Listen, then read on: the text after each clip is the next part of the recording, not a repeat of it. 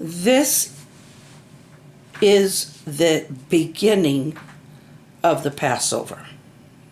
And we'll get to what the Passover means in a little bit. But after the plague of darkness, Pharaoh said that he had sinned against Moses and Aaron, and that he'd sinned against their God.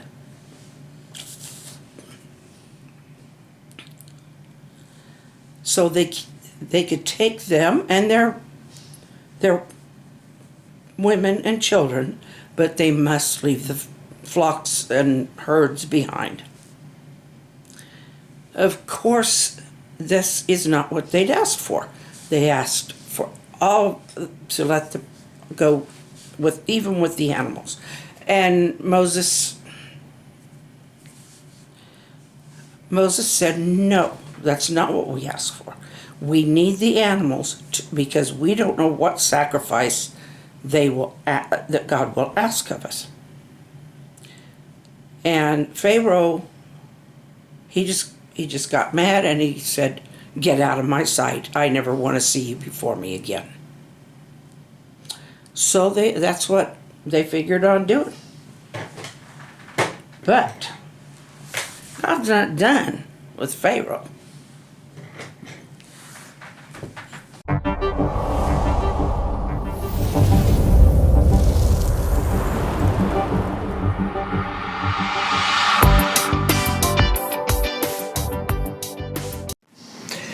Okay, I am doing a voiceover on this. So what you need to know is that while you're watching me get this set up, God is speaking to Moses and Aaron about what is going to be coming. And he tells them to get everybody ready. The Egyptians, including the officials, are desperately ready to get rid of the Israelites. They recognize the threat, and they recognize the spot that Pharaoh has put them in. And so when the Israelites come to them and ask for gold, silver, jewelry, clothes, all of those things that they would be needing, they were more than happy to give it to them. They would have given up, I think, about anything right then, just to get rid of them.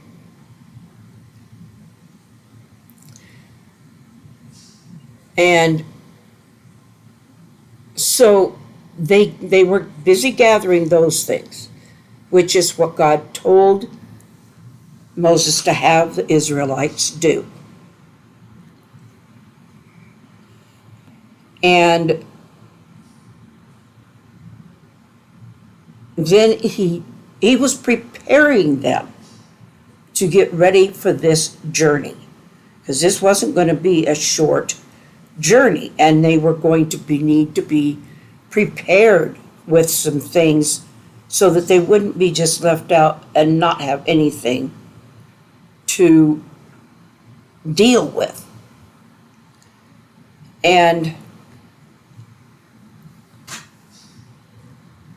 so things were pretty much traded in gold and silver and that kind of thing back then, if it wasn't in like livestock or whatever. But in this sense, this was to prepare them. It was preparing the Israelites for their trip. That's why it included clothing. I think the clothing probably was as important, or at least almost as important, as the gold and silver that they might need for trade. Because this is the point where they are finally going to escape the grip of Pharaoh and of Egypt. This is the Passover. God tells them to, the Israelites, each family or each household was to butcher. It could either be a sheep or a goat, but it had to be unblemished. It couldn't have anything wrong with it, in other words. Here is my problem. When I narrate this like I'm doing now, I get ahead of my story or get ahead of my painting. But when I'm trying to speak while I'm painting, I'm getting lost. Right now, what I'm doing with that toothbrush is trying to put a little texture in that, whatever that is. It really didn't turn out looking much like sand. But I'll be doctoring things as I always do. You know me, I'm always doctoring stuff up. Anyway, so we'll be building a house for the Israelites. I can't build all those houses on this little, well, I can't build them. I can't paint all those houses on this little thing. One thing I want to make clear, because it's going to be important when they cross the Red Sea. If you look at a map of the mouth of the Nile, where it runs north into the Mediterranean, that delta provides the land of Goshen, where the Hebrews are living and have been for generations. They've got that kind of almost like a sloshy, mushy land bridge across there. And because it's kind of, yeah, it is kind of a marsh. You know, if you look at a map of the mouth of a river and how it's, you know, kind of like little strips of land and then water running around and through it. Anyway, that's what this looked like. That is where they would cross. At least in my thinking, that's where they lived. That makes sense. That's where they'd cross.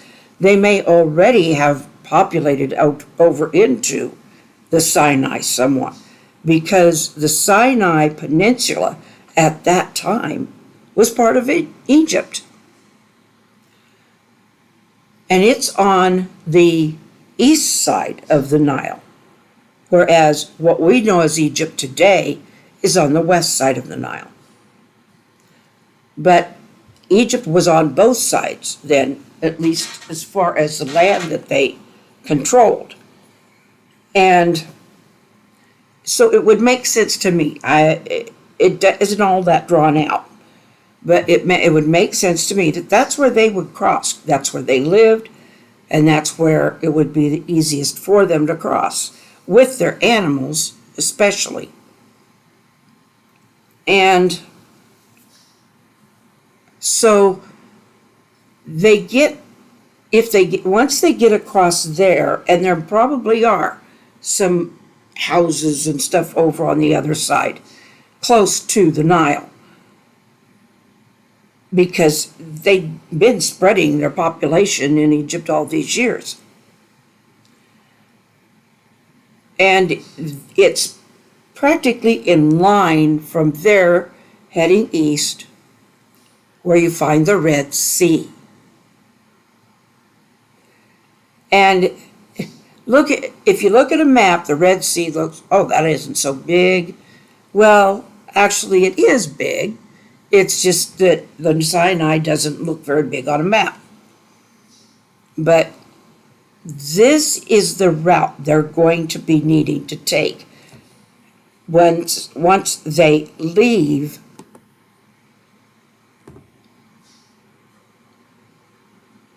I want to say Jerusalem, but I know that's wrong. Once they leave Egypt. Okay. So they are supposed to not only, yeah, I'm painting the Nile back in, that's what I'm doing, because I realized it did not make any sense to have the Nile Delta without the Nile. Go figure. So we got to laugh about my goof ups once in a while. I hope you will pardon me as I speed the film up.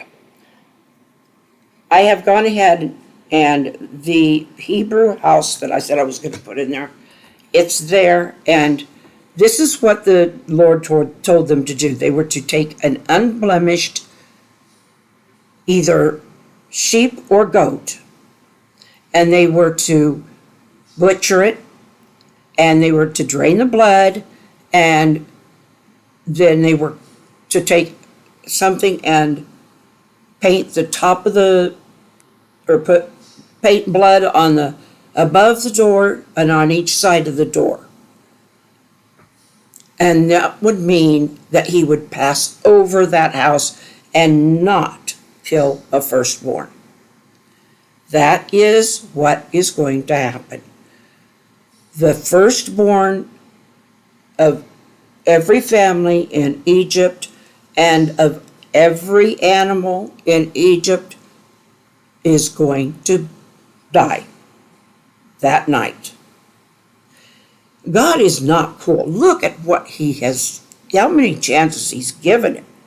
Look at all of the people that Pharaoh has killed, but yet God has given him 9 other chances to let go. And he's stubborn. He does not want to give the idea that the Jewish God, or I don't know if they called him Jewish then, but that he had more power. God told Moses, have them roast the rest of that meat and its innards over a fire. It was not to be boiled. It was not to be saved, anything. It was to be roasted over an open fire. And what they did not eat had to be burned up. And they were to eat it in haste because they had a lot to do that night. They had a lot to get ready. And so now, if a family did not have a sheep or a goat, an unblemished one, to sacrifice, then they could go in with another family who did have, and they could go in and eat and sleep and stay in that house. So families could double up and have this, as long as their doors were marked, the Lord would follow over or pass over. That's why it's called the Passover. He would pass over and nobody there would die. And no noise was heard out of Israel that night after dark. No animal, no dog even barked.